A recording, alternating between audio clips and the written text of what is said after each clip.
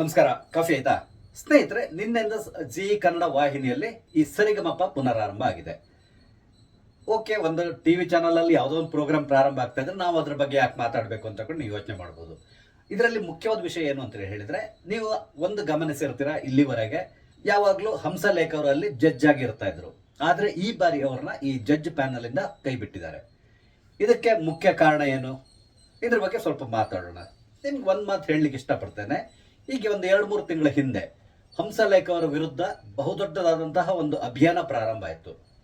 ಇದು ಹಂಸಲೇಖ ಅವರ ವಿರುದ್ಧ ಇದ್ರೂ ಕೂಡ ಈ ಸಂದರ್ಭದಲ್ಲಿ ಕೆಲವರು ಏನ್ ಮಾತಾಡಲಿಕ್ಕೆ ಶುರು ಮಾಡಿದ್ರು, ಜಿ ಕನ್ನಡದಲ್ಲಿ ಮುಂದಿನ ದಿನಗಳಲ್ಲಿ ಹಂಸಲೇಖ ಅವ್ರನ್ನ ಏನಾದ್ರೂ ಈ ಕಾರ್ಯಕ್ರಮಗಳಿಗೆ ಜಡ್ಜ್ ಆಗಿ ತಗೊಂಡ್ರೆ ನಾವು ಈ ಜಿ ಕನ್ನಡವನ್ನೇ ಬಾಯ್ಕಾಟ್ ಮಾಡ್ತೇವೆ ಅಂತ ತಗೊಂಡು ಒಂದು ಅಭಿಯಾನ ಪ್ರಾರಂಭ ಆಯಿತು. ಇದಕ್ಕೆ ಮುಖ್ಯ ಕಾರಣ ಹಂಸಲೇಖ ಅವರ ಕೆಲವೊಂದು ವಿವಾದಾತ್ಮಕ ಹೇಳಿಕೆಗಳು. ಹಾಗಾಗಿ ಅದರ ಎಫೆಕ್ಟ್ ಜಿ ಕನ್ನಡದ ಈ ಒಂದು ಕಾರ್ಯಕ್ರಮದ ಮೇಲೆ ಕೂಡ ಆಗ್ಲಿಕ್ಕೆ ಪ್ರಾರಂಭ ಆಯಿತು. ಅಂದ್ರೆ ಆ ಸಂದರ್ಭದಲ್ಲಿ ಈ ಕಾರ್ಯಕ್ರಮ ನಡೀತಾ ಇರಲಿಲ್ಲ. ಆದ್ರೆ ಮುಂದಿನ ದಿನಗಳಲ್ಲಿ ಹಂಸಲೇಖ ಅವ್ರನ್ನ ನೀವು ಈ ಕಾರ್ಯಕ್ರಮಕ್ಕೆ ತಗೊಂಡ್ರೆ ಖಂಡಿತವಾಗಿ ನಾವು ನಿಮ್ಮ ಚಾನಲ್ ಅನ್ನ ನೋಡೋದಿಲ್ಲ ಅಂತೇಳಿ ಶುರು ಮಾಡಿದ್ರು. ಬಹುಶಃ ಈ ಬೆದರಿಕೆ ಅಥವಾ ಇದರಿಂದಾಗಿ ನಮ್ಗೆ ಯಾಕೆ ಸುಮ್ಮನೆ ಬಿಸ್ನೆಸ್ ನಾವು ಹಾಳು ಮಾಡ್ಕೋತೇವೆ, ನಮ್ಮ ಚಾನಲ್ನ ಕ್ರೆಡಿಬಿಲಿಟಿನ ಯಾಕೆ ಹಾಳು ಮಾಡ್ಕೋಬೇಕು ಅಂತೇಳಿ ಹೇಳಿ ಬಹುಶಃ ಈ ಒತ್ತಡಕ್ಕೆ ಮಣಿದಿದೆ ಅನ್ಸುತ್ತೆ. ಹಂಸಲೇಖ ಅವ್ರನ್ನ ಈ ಬಾರಿಯ ಜಡ್ಜ್ ಪ್ಯಾನಲ್ ಇಂದ ಕೈ ಬಿಟ್ಟಿದ್ದಾರೆ. ಅವರ ಬದಲಿಗಾಗಿ ರಾಜೇಶ್ ಕೃಷ್ಣನ್ ಅವರು ಬಂದಿದ್ದಾರೆ, ಅರ್ಜುನ್ ಜನ್ಯ ಮತ್ತೆ ವಿಜಯ್ ಪ್ರಕಾಶ್ ಅವರು ಆಸ್ ಯೂಸ್ವಲ್ ಆಗಿ ಇದ್ದಾರೆ ಇಲ್ಲಿ. ನಂತರ ಆಂಕರ್ ಆಗಿ ಅನುಶ್ರೀ ಅವರು ಇದ್ದಾರೆ. ಇದು ನಿಮ್ಗೆ ಗೊತ್ತಿರುವಂತಹ ವಿಷಯ. ಆದ್ರೆ ಹಂಸಲೇಖ ಅವ್ರನ್ನ ಬಿಟ್ಟಿದ್ದೆ ಯಾಕೆ, ಅದ್ರ ಬಗ್ಗೆ ನಾನಂದ್ರೆ ಈ ಹಿಂದೆ ಅವರು ಈ ಹೇಳಿಕೆಗಳನ್ನೆಲ್ಲ ಕೊಟ್ಟಾಗ ಕೂಡ ನಾನು ಕೂಡ ಒಂದು 2-3 ವಿಡಿಯೋಗಳನ್ನ ಮಾಡಿದ್ದೆ. ಅದನ್ನ ಲಕ್ಷಾಂತರ ಜನ ನೋಡಿದ್ದಾರೆ. ಅದೇ ರೀತಿಯಲ್ಲಿ ಹಲವಾರು ಕಮೆಂಟ್ಸ್ಗಳು ಬಂದಿದೆ. ಅದರಲ್ಲಿ ಕೆಲವರು ನನಗೆ ಕೆಲವರು ನೇರವಾಗಿ ಕೆಲವೊಂದು ಕ್ವಶನ್ ಮಾಡಿದ್ದಾರೆ. ಹಾಗಾಗಿ ಅದ್ರ ಬಗ್ಗೆ ಕೂಡ ಡೀಟೇಲ್ಸ್ ಕೊಡ್ತೇನೆ. ಅದಕ್ಕಿಂತ ಮೊದಲು ಹಂಸಲೇಖ ಅವ್ರನ್ನ ಈ ಕಾರ್ಯಕ್ರಮದಲ್ಲಿ ತಗೊಳ್ಬೇಡಿ ಅಂತೇಳಿ ವಿರೋಧಿಸ್ಲಿಕ್ಕೆ ಮುಖ್ಯ ಕಾರಣ ಏನು ಅದ್ರ ಬಗ್ಗೆ ಹೇಳ್ತೇನೆ. ಮುಖ್ಯವಾಗಿ ಅವರು ಒಂದು ಕಾರ್ಯಕ್ರಮದಲ್ಲಿ ಮಾತಾಡ್ತಾ ಮೋದಿ ಅವ್ರ ಬಗ್ಗೆ ತುಂಬಾ ಕೇವಲವಾಗಿ ಮಾತಾಡಿದ್ರು. ಅಂದ್ರೆ ಮೋದಿ ಒಬ್ಬ ರಾಜಕಾರಣಿ, ನಾವು ರಾಜಕಾರಣಿಗಳಿಗೆ ಬೈತೇವೆ, ನೀವು ಬೈತಾರೆ, ಎಲ್ಲರೂ ಬೈತೇವೆ. ಯಾಕಂದ್ರೆ ರಾಜಕಾರಣಿ ಅಂದ ತಕ್ಷಣ ಆತ ಬೈಸ್ಕೊಳ್ಳೇಬೇಕಾಗ್ತದೆ. ಅದ್ರ ಚಿಕ್ಕ ಮಕ್ಕಳಿಂದ ಹಿಡಿದು ವಯೋವೃದ್ಧರವರೆಗೂ ಬೈತಾರೆ. ಅವರ ಹಣೆ ಬರ ಅವ್ರು ಬೈಸ್ಕೊಳ್ಳೇಬೇಕಾಗ್ತದೆ. ಆದ್ರೆ ಇಲ್ಲಿ ಮೋದಿ ಅವ್ರನ್ನ ಬೈದಿದ್ದಕ್ಕೆ ನಾನು ಏನು ಹೇಳಲ್ಲ. ಆದ್ರೆ ಅವ್ರು ಉಪಯೋಗಿಸಿರುವಂತ ಭಾಷೆ ಇದೆಯಲ್ಲ, ಏಕವಚನದಲ್ಲಿ ಮಾತಾಡಿದ್ರು. ಹಾಗಾಗಿ ಹಲವಾರು ಜನ ಅವ್ರನ್ನ ವಿರೋಧಿಸಿದ್ರು. ಅದೇ ರೀತಿಯಲ್ಲಿ ನಾನು ಕೂಡ ಒಂದು ವಿಡಿಯೋದಲ್ಲಿ ಕೂಡ ನಾನು ಕೂಡ ವಿರೋಧಿಸಿದ್ದೆ ಅದನ್ನ. ಅದಕ್ಕೆ ಮುಖ್ಯ ಕಾರಣ ಅಷ್ಟೇ, ಏಕವಚನದಲ್ಲಿ ಮಾತಾಡಿದ್ದಕ್ಕಾಗಿ. ಯಾಕಂದ್ರೆ ಅವ್ರು ನಮ್ಗೆ ಇಷ್ಟ ಇದೆಯೋ ಇಷ್ಟ ಇಲ್ವೋ, ಅವ್ರು ನಮ್ಮ ದೇಶದ ಪ್ರಧಾನಿ. ನೀವು ಮತ ಹಾಕಿರ್ತೀರೋ ಅಥವಾ ಬೇರೆಯವ್ರಿಗೆ ಮತ ಹಾಕಿರ್ತೀರೋ, ಆದ್ರೂ ಕೂಡ ನಾವು ಒಪ್ಕೊಳ್ಳೇಬೇಕು, ಅವ್ರು ನಮ್ಮ ಪ್ರಧಾನಿ. ಮುಂದಿನ ಚುನಾವಣೆವರೆಗೂ ಅವರು ಪುನಃ ಗೆದ್ದು ಬಂದ್ರೆ ಅದು ಬೇರೆ, ಗೆದ್ದಿಲ್ಲ ಅಂತ ಹೇಳಿದ್ರೆ ಅಲ್ಲಿವರೆಗೂ ಅವ್ರು ನಮ್ಮ ಪ್ರಧಾನಿನೇ ಆಗಿರ್ತಾರೆ. ಹಾಗಾಗಿ ನಾವು ಅವರಿಗೆ ಕೆಲವೊಂದು ಗೌರವಗಳನ್ನು ಕೊಡ್ಲೇಬೇಕಾಗ್ತದೆ. ಸಾರ್ವಜನಿಕವಾಗಿ ಅವರಿಗೆ ನಾವು ಅಂದ್ರೆ ಈ ಕ್ಯಾಮರಾದ ಎದುರುಗಡೆ ಅಲ್ಲಿ ಇಲ್ಲೆಲ್ಲ ಕೂತ್ಕೊಂಡು ಏಕವಚನದಲ್ಲಿ ಮಾತಾಡೋದು ತುಂಬಾ ತಪ್ಪಾಗುತ್ತೆ. ಹಾಗಾಗಿ ನಾನು ವಿರೋಧಿಸಿದ್ದೇನೆ ಏಕವಚನದಲ್ಲಿ ಮಾತಾಡಿದ್ದಕ್ಕಾಗಿ. ಅದೇ ರೀತಿ ಹಲವಾರು ಜನ ಅವ್ರನ್ನ ವಿರೋಧಿಸಿದ್ರು.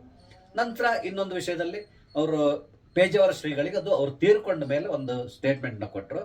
ಅದೇನಂತ ಹೇಳಿದ್ರೆ, ಪೇಜಾವರ ಮಠಾಧೀಶರು ಏನಾದ್ರು ಈ ದಲಿತರ ಮನೆಗೆ ಬಂದು ಕೋಳಿ ರಕ್ತವನ್ನು ಕುಡಿತಾರ ಅಂತ ಹೇಳ್ಕೊಂಡು ಕೇಳಿದ್ರು.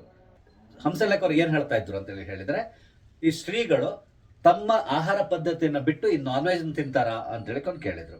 ಅಂದ್ರೆ ಅವ್ರು ಹೇಳೋದು ಏನಂದ್ರೆ, ಬೇರೆಯವರ ಆಹಾರ ಪದ್ಧತಿ ಏನಿರ್ತಾರೆ ಅದನ್ನ ಕೂಡ ಇವರು ಅಡಾಪ್ಟ್ ಮಾಡ್ಕೋಬೇಕು ಅನ್ನೋ ರೀತಿಯಲ್ಲಿ ಮಾತಾಡಿದ್ರು.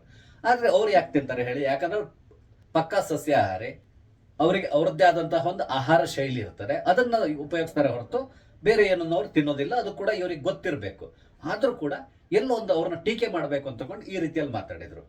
ಅದರಲ್ಲಿ ಪೇಜಾವರ ಶ್ರೀಗಳಿಗೆ ವಿಶ್ವದಾದ್ಯಂತ ಅವರದ್ದೇ ಆದಂತಹ ಒಂದು ಭಕ್ತರ ಗಣವೇ ಇದೆ. ಎಲ್ರಿಗೂ ಬೇಸರ ಆಗಿತ್ತು ಈ ತರ ಇವ್ರು ಹೇಳಿಕೆ ಕೊಟ್ಟಿದ್ದಕ್ಕೆ. ಕೊನೆಗೆ ಅವ್ರಿಗೆ ಮನೆಯಲ್ಲಿ ಅವ್ರ ಹೆಂಡತಿ ಬೈದ್ರಂತೆ. ಹಾಗಾಗಿ ಆ ಹೇಳಿಕೆಯನ್ನ ಕೊಟ್ಟಿದ್ದಕ್ಕೆ ನಂಗೆ ಬೇಸರ ಆಗಿದೆ ಅಂತ ತಗೊಂಡು ಹೇಳಿದರು. ನಂತರ ಏನೋ ಒಂದು ರೀತಿ ನಾಲಿಗೆ ಕಂಟ್ರೋಲ್ ಮಾಡ್ಲಿಕ್ಕೆ ಆಗಿಲ್ಲ ಅನ್ಸ್ತದೆ. ಜೈನರ ಬಗ್ಗೆ ಕೂಡ, ಅವರ ಪುನರ್ಜನ್ಮದ ನಂಬಿಕೆ ಬಗ್ಗೆ ಕೂಡ ಮಾತಾಡಿದ್ರು. ಹಾಗಾಗಿ ಅಲ್ಲಿ ಕೂಡ ಅಷ್ಟೇ ಕೊನೆಗೆ ಜೈನರ ಕ್ಷಮೆಯನ್ನು ಕೇಳಬೇಕಾಗಿ ಬಂತು. ಈ ರೀತಿ ಒಂದು 2-3 ಇವ್ರು ಕೊಟ್ಟಿರುವಂತಹ ಹೇಳಿಕೆಗಳು. ಮತ್ತೆ ಇನ್ನೊಂದು ಗೊತ್ತಿದೆ ನಿಮ್ಗೆ, ಇವರು ಯಾರ ಹಿಂಬಾಲಕರು ಅಂತ ತಕೊಂಡು ಅಂದ್ರೆ ಒಂದ್ ರೀತಿ ಬುದ್ಧಿಜೀವಿಗಳು ಅನ್ನೋ ಒಂದು ಕೂಟ ಇರ್ತದ, ಆ ಕೂಟದಲ್ಲಿ ಇವ್ರು ಗುರುತಿಸ್ಕೊಳ್ತಾರೆ. ಬಟ್ ಈ ಬುದ್ಧಿಜೀವಿಗಳೆಲ್ಲರೂ ಅಷ್ಟೇ ಯಾವಾಗಲೂ ಸ್ವಲ್ಪ ಎಡಪಂಥೀಯ ವಾದವನ್ನ ಮುಂದುವರ್ಸ್ಕೊಂಡು ಬರ್ತಾರೆ. ಅಂದ್ರೆ ಇವರು ಆಂಟಿ ನ್ಯಾಷನಲ್ ಆಗಿ ಸ್ವಲ್ಪ ಗುರುತಿಸ್ಕೊಳ್ತಾರೆ ಕೂಡ. ಯಾಕಂದ್ರೆ ಯಾರು ನ್ಯಾಷನಲಿಸ್ಟ್ ಆಗಿರ್ತಾರೋ, ಅಂದ್ರೆ ದೇಶದ ಬಗ್ಗೆ ಸ್ವಲ್ಪ ಮಾತಾಡೋರು ಯಾರಿದ್ದಾರೋ ಅಂತವ್ರನ್ನ ವಿರೋಧಿಸೋದು ಇವ್ರು ಜಾಸ್ತಿ. ಯಾಕಂದ್ರೆ ಗೌರಿ ಲಂಕೇಶ್ ಅವ್ರು ಕೂಡ ಇಲ್ಲ ಈಗ ಮಾತಾಡೋದು ತಪ್ಪು. ಅವರು ಕೂಡ ಅಷ್ಟೇ ಈ ಗುಂಪಿನ ಜೊತೆಯಲ್ಲೇ ಇದ್ದವ್ರು ಹೆಚ್ಚು ಕಡಿಮೆ. ನಾನು ಯಾಕೆ ಗೌರಿ ಲಂಕೇಶ್ ಬಗ್ಗೆ ಹೇಳ್ತಾ ಇದ್ದೇನೆ ಅಂತ ಹೇಳಿದ್ರೆ, ನಿಮ್ಗೆ ಗೊತ್ತಿರ್ಬೋದು ಉಮರ್ ಖಲೀದ್ ಮತ್ತೆ ಕನ್ನಯ್ಯ ಕುಮಾರ್ ಇವ್ರು ಏನ್ ಮಾಡಿದ್ರು ಅಂತೇಳಿ. ಅವರಿಬ್ರು ಗೌರಿ ಲಂಕೇಶ್ ತಮ್ಮ ಮನೆಗೆ ಕರೆಸ್ಕೊಂಡು ಅವ್ರಿಗೆ ಊಟ ಹಾಕಿ ಇವತ್ತು ನನಗೆ ನನ್ನ ಮಕ್ಕಳನ್ನ ಕರೆದು ಊಟ ಹಾಕಿದಷ್ಟು ಖುಷಿಯಾಗಿದೆ ಅಂತೇಳಿ ಅವ್ರನ್ನ ಹೊಗಳಿ ಕಳಿಸಿದ್ರು. ಅಂದ್ರೆ ಎಲ್ಲಿವರೆಗೆ ಅಂತೇಳಿ ಹೇಳಿದ್ರೆ ಅವ್ರು ಭಾರತ ವಿರೋಧಿ ಘೋಷಣೆಗೆ ಹೋಗಿದ್ದು ಎಲ್ರಿಗೂ ಗೊತ್ತಿದೆ. ಅಂಥವ್ರನ್ನ ಕರ್ಕೊಂಬಂದು ಮನೇಲಿ ಕೂರಿಸಿ ಊಟ ಹಾಕಿ ಅವ್ರನ್ನ ಹೊಗಳಿ ಅವ್ರು ನನ್ನ ಮಕ್ಕಳಿದ್ದಾಗೆ ಅಂತೇಳಿ ಹೇಳಿ ಕಳಿಸ್ತಾರೆ ಅಂದ್ರೆ ಇವರ ಮೆಂಟಾಲಿಟಿ ಹೇಗಿರ್ತದೆ ನೀವು ಅರ್ಥ ಮಾಡ್ಕೋಬೇಕು.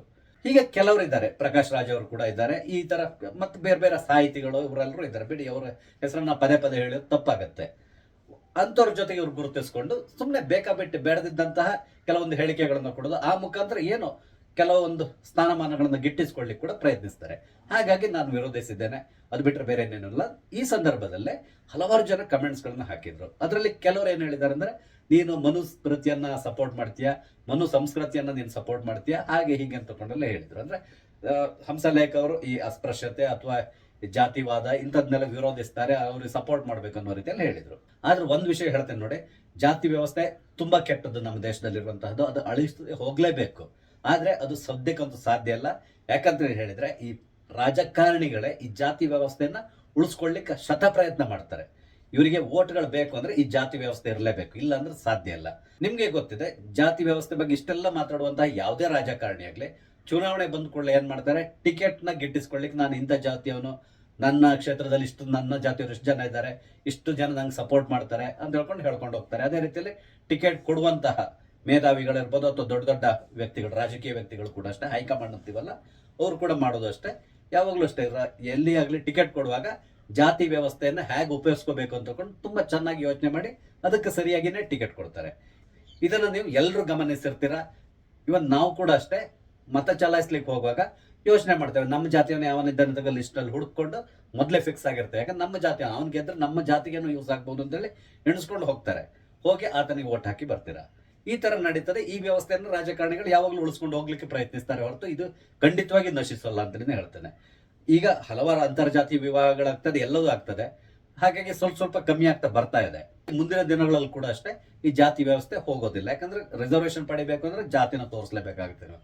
ಹಾಗಾಗಿ ಇದು ಕಂಟಿನ್ಯೂ ಆಗ್ತಾನೆ ಇರ್ತದೆ, ಅದು ಬೇರೆ ವಿಷಯ. ನಂತರ ಇನ್ನೊಂದು ಮನುಸ್ಮೃತಿ ಇದ್ರ ಬಗ್ಗೆ ಎಲ್ಲ ಹೇಳಿದ್ರಲ್ಲ, ನಾನು ಹೇಳ್ತೇನೆ ನೋಡಿ, ನಾನು ಕರಾವಳಿ ಭಾಗದಿಂದ ಬಂದವನು. ನಮ್ಮ ಕಡೆಯಲ್ಲಿ ಈಗ ಹೆಚ್ಚು ಕಡಿಮೆ ನಾನು ನೋಡಿದ ಹಾಗೆ 99.999% ಈ ಅಸ್ಪೃಶ್ಯತೆ ಅನ್ನೋದು ಮಾಯವಾಗಿ ಹೋಗಿದೆ. ಎಲ್ಲರೂ ಕೂಡ ಎಲ್ಲರ ಜೊತೆಗೆ ಬೆರೀತಾ ಇದ್ದಾರೆ, ದೇವಸ್ಥಾನಕ್ಕೆ ಬರ್ತಾರೆ, ಎಲ್ಲರೂ ಹೋಗ್ತಾರೆ. ಎಲ್ಲಿ ಕೂಡ ಯಾರಿಗೂ ನಿಷೇಧ ಇಲ್ಲ, ಎಲ್ಲರ ಮನೆಗೂ ಹೋಗ್ತಾರೆ. ಯಾವುದೇ ರೀತಿಯಾದ ನಿಷೇಧ ಇಲ್ಲ, ಎಲ್ಲವೂ ಚೆನ್ನಾಗೇ ಇದೆ. ಸೊ ಅಂಥ ಸ್ಥಳದಿಂದ ಬಂದವನು ನಾನು ಚಿಕ್ಕವರಿಂದನೂ ಕೂಡ ಅಷ್ಟೇ ಎಲ್ಲರ ಜೊತೆ ಬೆರ್ಕೊಂಡು ಬೆಳೆದವನು. ನನ್ನ ಮನಸ್ಸಿನಲ್ಲಂತೂ ಆ ರೀತಿಯಾಗಿ ಈ ಮನುಸ್ಮೃತಿ ಇದ್ರ ಬಗ್ಗೆ ನನಗೇನು ಗೊತ್ತಿಲ್ಲ. ನನಗೆ ಆ ಥರ ಯಾವುದೇ ರೀತಿಯಾದಂತಹ ಭೇದ ಭಾವ ಇಲ್ಲ. ಅದರಲ್ಲಿ ಏನು ಹೇಳಿದ್ದಾರೆ ಅಂದ್ರೆ, ಪ್ರತಿಯೊಬ್ಬ ವ್ಯಕ್ತಿ ಮಾಡುವ ಕೆಲಸದ ಮೇಲೆ ಆತನ ಜಾತಿ ನಿರ್ಧಾರ ಆಗುತ್ತೆ ಅಂತ ತಗೊಂಡಿದ್ದಾರೆ. ಇನ್ನೊಂದು ವಿಷಯನ ನಿಮ್ಗೆ ಹೇಳಲಿಕ್ಕೆ ಇಷ್ಟಪಡ್ತೇನೆ. ರಾಮಾಯಣ ಬರೆದವ್ರು ಯಾರು? ವಾಲ್ಮೀಕಿ. ವಾಲ್ಮೀಕಿ ಯಾವ ಜಾತಿಯವರು ನಿಮ್ಗೆ ಚೆನ್ನಾಗಿ ಗೊತ್ತಿದೆ. ವಾಲ್ಮೀಕಿ ಸಮುದಾಯ ಅಂತ ತಿಳ್ಕೊಂಡೆ ಒಂದಿದೆ ಇಲ್ಲಿಗ. ಎಲ್ಲಿಯೂ ಕೂಡ ರಾಮಾಯಣವನ್ನ ಯಾರೋ ಒಬ್ಬ ಹಿಂದುಳಿದ ವರ್ಗದವನು ಬರೆದಿದ್ದಾನೆ ಅಂತ ಹೇಳ್ಕೊಂಡು ಆ ರಾಮಾಯಣವನ್ನ ಇಲ್ಲಿವರೆಗೆ ಯಾರು ಕೂಡ ತಿರಸ್ಕರಿಸಲಿಲ್ಲ. ಎಲ್ಲರ ಮನೆಯಲ್ಲೂ ರಾಮಾಯಣ ಇರ್ತದೆ. ಅದು ಒಂದಾಯ್ತು. ಅದಾದ್ಮೇಲೆ ಮಹಾಭಾರತ ಅಥವಾ ಮಹಾಭಾರತದಲ್ಲಿ ಬರುವಂತ ಭಗವದ್ಗೀತೆ ಇರ್ಬೋದು, ಇದೆಲ್ಲದನ್ನು ಬರೆದಿರೋದು ಯಾರು? ವ್ಯಾಸ ಮಹರ್ಷಿ. ಈ ವ್ಯಾಸ ಯಾರು? ಬೆಸ್ತನ ಮಗ. ಹಾಗಾಗಿ ಆತ ಬೆಸ್ತ ಅಂತೇಳಿ ಹೇಳ್ಕೊಂಡು ಆತ ಬರೆದಿರುವಂತಹ ಮಹಾಭಾರತವನ್ನ ಯಾರಾದ್ರೂ ರಿಜೆಕ್ಟ್ ಮಾಡ್ತಾರ? ಅದನ್ನ ಮಹಾನ್ ಗ್ರಂಥ ಅಂತ ಹೇಳ್ಕೊಂಡು ನಾವು ಪೂಜೆ ಮಾಡ್ತೇವೆ. ಅದೇ ರೀತಿಯಲ್ಲಿ ಅದರಲ್ಲೇ ಭಗವದ್ಗೀತೆ ಬರ್ತದೆ. ಭಗವದ್ಗೀತೆಯನ್ನು ಕೂಡ ನಾವು ಪೂಜೆ ಮಾಡ್ತೇವೆ. ಎಲ್ಲರೂ ಕೂಡ ಅದನ್ನ ಇಷ್ಟಪಡ್ತಾರೆ. ನಮ್ಮ ದೇಶದಲ್ಲಿ ಅಂತಲಿಲ್ಲ, ವಿಶ್ವದಾದ್ಯಂತ ಭಗವದ್ಗೀತೆಯನ್ನ ಪೂಜೆ ಮಾಡುವವರು ಅಥವಾ ಭಗವದ್ಗೀತೆಯನ್ನ ಓದಿದೆ ಬಹಳಷ್ಟು ಜನ ಹಿಂದೂ ಧರ್ಮವನ್ನು ಫಾಲೋ ಮಾಡ್ಲಿಕ್ಕೆ ಶುರು ಮಾಡಿದವರು ಕೂಡ ಇದ್ದಾರೆ. ಯಾಕಂದ್ರೆ ಅದರಲ್ಲಿ ಎಲ್ಲಿಯೂ ಕೂಡ ಹಿಂಸೆಯನ್ನ ಪ್ರಚೋದನೆ ಮಾಡಿಲ್ಲ. ಬಹುಶಃ ಹಿಂಸೆಯನ್ನ ಪ್ರಚೋದನೆ ಮಾಡದೇ ಇರುವಂತಹ ಏಕೈಕ ಧರ್ಮ ಗ್ರಂಥ ಯಾವ್ದಾರು ಇದ್ರೆ ಅದು ನಮ್ಮ ದೇಶದಲ್ಲಿರುವಂತಹ ಮಹಾಭಾರತ ಇರುವಂತಹ ರಾಮಾಯಣ ಇರ್ಬೋದು. ಅದು ಬಿಟ್ರೆ ಬೇರೆ ಕೆಲವು ಧರ್ಮ ಗ್ರಂಥಗಳಲ್ಲಿ ಯಾವ ರೀತಿ ಇದೆ ಅನ್ನೋದು ನಿಮ್ಗೆ ಚೆನ್ನಾಗಿ ಗೊತ್ತಿದೆ. ನಾನು ಅದ್ರ ಬಗ್ಗೆ ಮಾತಾಡ್ಲಿಕ್ಕೆ ಹೋಗಲ್ಲ, ಯಾಕಂದ್ರೆ ಒಂದು ಕಾಂಟ್ರವರ್ಸಿ ಆಗುತ್ತೆ. ಇದೆಲ್ಲರಿಗೂ ನಿಮ್ಗೆ ಗೊತ್ತಿರುವಂತಹ ವಿಷಯ. ಮಹಾಭಾರತ ಆಗ್ಲಿ ರಾಮಾಯಣದಲ್ಲಾಗ್ಲಿ ಎಲ್ಲಿಯೂ ಕೂಡ ಬೇರೆಯವ್ರನ್ನ ಕೊಂದು ನಿನ್ನ ಧರ್ಮವನ್ನು ವಿಸ್ತರಣೆ ಮಾಡುವಂತ ಎಲ್ಲಿಯೂ ಹೇಳಿಲ್ಲ. ಅದಕ್ಕೆ ಬದಲಾಗಿ ಕೇವಲ ನಿನ್ನ ಧರ್ಮವನ್ನು ನೀನ್ ರಕ್ಷಿಸಿಕೊಳ್ಳಿಕ್ಕಾಗಿ ಅದಕ್ಕೆ ತೊಂದರೆ ಬಂದಾಗ ನೀನು ಅದನ್ನ ವಿರೋಧಿಸು ಅಂತೇಳಿ ಹೇಳಿದ್ದಾರೆ ಹೊರತು ಇನ್ನೇನನ್ನು ಕೂಡ ಅದರಲ್ಲಿ ಹೇಳಿಲ್ಲ. ಓಕೆ, ಈಗ ವಿಷಯ ಎಲ್ಲಿಂದ ಎಲ್ಲಿಗೂ ಹೋಗ್ಬಿಟ್ಟಿದೆ. ಈಗ ಒಟ್ಟಾರೆ ಮೇಲೆ ಈಗ ಪುನಃ ನಾವು ಮುಖ್ಯ ವಿಷಯಕ್ಕೆ ಬರೋದಾದ್ರೆ, ಹಂಸಲೇಖ ಅವ್ರನ್ನ ಈ ಕಾರ್ಯಕ್ರಮದಿಂದ ಕೈ ಬಿಟ್ಟಿದ್ದಾರೆ. ಮುಂದಿನ ದಿನಗಳಲ್ಲಿ ಬರ್ಬೋದೋ ಇಲ್ಲೋ ನಂಗೆ ಗೊತ್ತಿಲ್ಲ, ಅದು ಅವರ ಚಾನಲ್ಗೆ ಸಂಬಂಧಪಟ್ಟಿದ್ದು. ಒಟ್ಟಾರೆಯಾಗಿ ಈ ಕಾರ್ಯಕ್ರಮ ಪುನಃ ಪ್ರಾರಂಭ ಆಗಿದೆ. ಹಲವರಿಗೆ ಸ್ವಲ್ಪ ಸಂತಸವನ್ನು ಕೂಡ ಕೊಟ್ಟಿರ್ಬೋದು, ಯಾಕಂದ್ರೆ ಈ ಕಾರ್ಯಕ್ರಮದಲ್ಲಿ ಹಂಸಲೇಖ ಇಲ್ಲ ಅನ್ನೋದ್ರಿಂದಾಗಿ. ಈ ಕಾರ್ಯಕ್ರಮ ತುಂಬಾ ಚೆನ್ನಾಗಿರ್ತದೆ. ಕೆಲವೊಂದು ಅದ್ಭುತ ಪ್ರತಿಭೆಗಳು ಕೂಡ ಈ ಕಾರ್ಯಕ್ರಮದಿಂದ ಹೊರಗಡೆ ಬರ್ತಾರೆ. ಅವರಿಗೆ ನಾವು ಸಪೋರ್ಟ್ ಮಾಡೋಣ. ಚೆನ್ನಾಗಿದ್ರೆ ಚೆನ್ನಾಗಿದೆ ಅಂತ ಹೇಳೋಣ. ತಪ್ಪಿದ್ರೆ ತಪ್ಪು ಮಾಡಿದ್ದೀರಾ, ತಪ್ಪು ಆಗ್ತಾ ಇದೆ ಅಂತ ಕೂಡ ನಾವು ಹೇಳೋದನ್ನ ಮರಿಬಾರದು. ಸ್ನೇಹಿತರೆ, ಇದಿಷ್ಟು ವಿಷಯನ ನಾನು ನಿಮ್ಮ ಜೊತೆಗೆ ಶೇರ್ ಮಾಡ್ಕೊತಾ ಇದ್ದೇನೆ. ನಿಮಗೆ ನಾನು ಹಂಚ್ಕೊಂಡಿರುವಂಥ ವಿಷಯ ಇಷ್ಟ ಆದರೆ ದಯವಿಟ್ಟು ಲೈಕ್ ಮಾಡಿ, ಶೇರ್ ಮಾಡಿ. ಹಾಗೆ ಎಲ್ಲಿಯಾದರೂ ನಾನು ಹೇಳಿದ ತಪ್ಪಿದ್ರೆ ದಯವಿಟ್ಟು ಕಮೆಂಟ್ಸ್ ಮುಖಾಂತರ ನನಗೆ ತಿಳಿಸಿ. ಅದೇ ರೀತಿಯಲ್ಲಿ ದಯವಿಟ್ಟು ನನ್ನ ಚಾನಲ್ ಸಬ್ಸ್ಕ್ರೈಬ್ ಮಾಡಿ. ನಮಸ್ತೆ, ಜೈ ಹಿಂದ್.